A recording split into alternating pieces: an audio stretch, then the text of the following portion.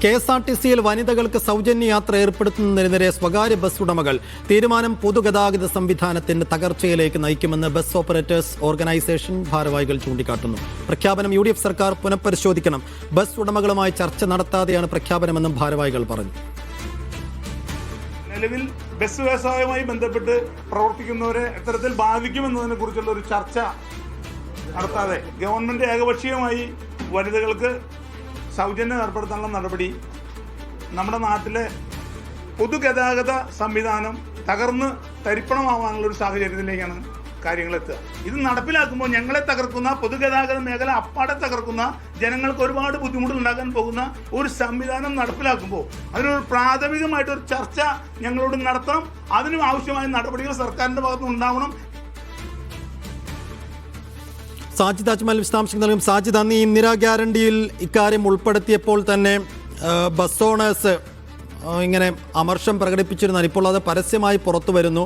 അപ്പോൾ UDF സർക്കാർ അധികാരത്തിലേറാനിരിക്കെ ഈ തീരുമാനം ഒഴിവാക്കണം, അല്ലെങ്കിൽ പിൻവലിക്കണം, പുനഃപരിശോധിക്കണമെന്ന ആവശ്യം ശക്തമാക്കുകയാണോ ബസ് ഓണേഴ്സ്?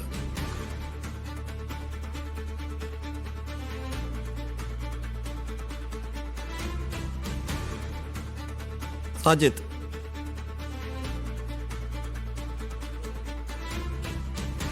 UDFന്റെ ഏറ്റവും പ്രധാനപ്പെട്ട വാഗ്ദാനങ്ങളിൽ ഒന്നായിരുന്നു സ്ത്രീകൾക്ക് KSRTCയിൽ സൗജന്യ യാത്ര എന്നുള്ളത്. അത് UDF സർക്കാരിന് ഭൂരിപക്ഷം ലഭിച്ച് സർക്കാർ ഉണ്ടാക്കാൻ UDF ഒരുങ്ങുന്നതിനിടയിലാണ് ഇപ്പോൾ സ്വകാര്യ ബസ് ഉടമകളുടെ കോൺഫെഡറേഷൻ ഇപ്പോൾ വലിയ എതിർപ്പ് ഉന്നയിച്ച് രംഗത്തേക്ക് വരുന്നത്.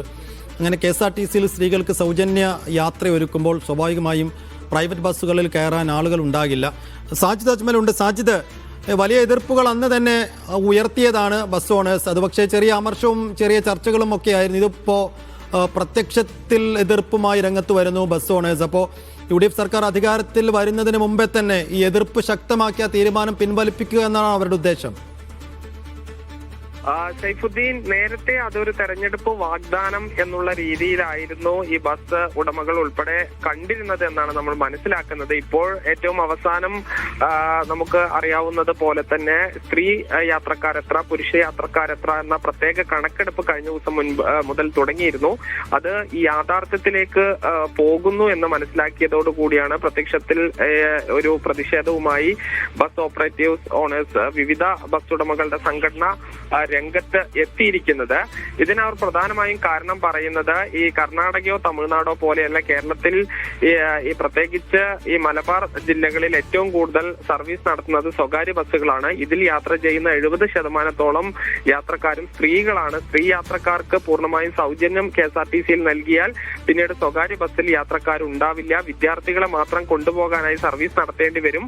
അത് വലിയ പ്രതിസന്ധിയിലേക്കും ഈ മേഖല തകരുന്നതിലേക്കും കാരണമാകുമെന്നാണ് ഈ സ്വകാര്യ ബസ് ഉടമകൾ പറയുന്നത്. എന്തായാലും ഇനി മുഖ്യമന്ത്രി വന്ന് സർക്കാർ അധികാരത്തിലെത്തിയാൽ ഇതിനോട് എങ്ങനെ പ്രതികരിക്കുമെന്നുള്ളതും ഏറ്റവും പ്രധാനപ്പെട്ടതാണ്.